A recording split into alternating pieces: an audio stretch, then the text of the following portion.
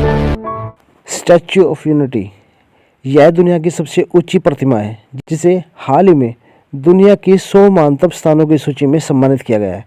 यह भारत में है और इसे राष्ट्र का गौरव माना जाता है।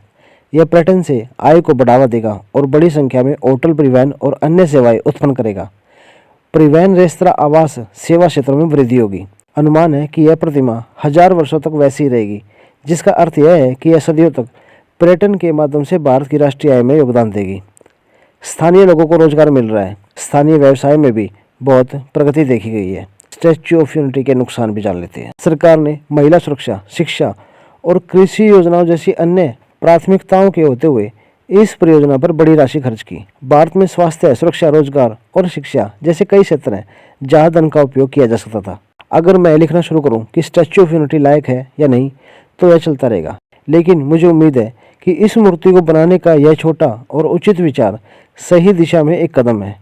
इससे हर साल रोजगार के नए अवसर पैदा होंगे और पीएम मोदी ने दावा किया है कि इस योजना से हजारों युवा पीढ़ी को रोजगार मिलेगा। यह सिर्फ भारत की सबसे ऊंची प्रतिमा बनाने के गौरव की बात नहीं है, बल्कि यह देश के लिए रोजगार और राजस्व पैदा करने के बारे में है। साथ ही इससे आसपास के क्षेत्र में रहने वाले लोगों के लिए व्यापार के नए अवसर पैदा होंगे। स्थानीय व्यवसायों में बहुत प्रगति देखी गई है।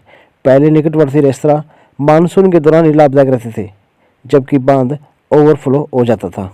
एक विकासशील देश में रहते हुए हम हमेशा सब कुछ गरीब लोगों को दान देने के नज़रिए से सोचने का लक्ष्य रखते हैं, लेकिन आज़ादी के 76 साल बाद यह कारगर नहीं होगा।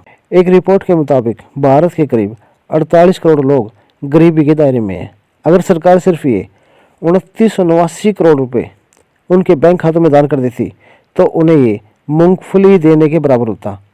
उन्हें देने के लिए उचित राशि नहीं है। साथ ही पिछली बार मुफ्त पैसे देने से कब गरीबों को गरीबी से बाहर निकालने में मदद मिली थी? बिल्कुल नहीं। अधिक से अधिक लोगों को रोजगार देना लोगों को गरीबी से बाहर निकाल देगा। यह सिर्फ एक प्रोजेक्ट है। सरकार के पास शिक्षा, चिकित्सा सुविधाएं, शौचालय और आवास सुविधाओं की पेशकश करने वाले गरीबों की मदद करने के लिए बहुत सारी परियोजनाएं हैं। यह कहना कैसे उचित है कि इस तरह की परियोजनाओं को शुरू नहीं किया जाना चाहिए और इसके बजाय धन को सिर्फ शिक्षा व अन्य उद्देश्यों के लिए इस्तेमाल किया जाना चाहिए।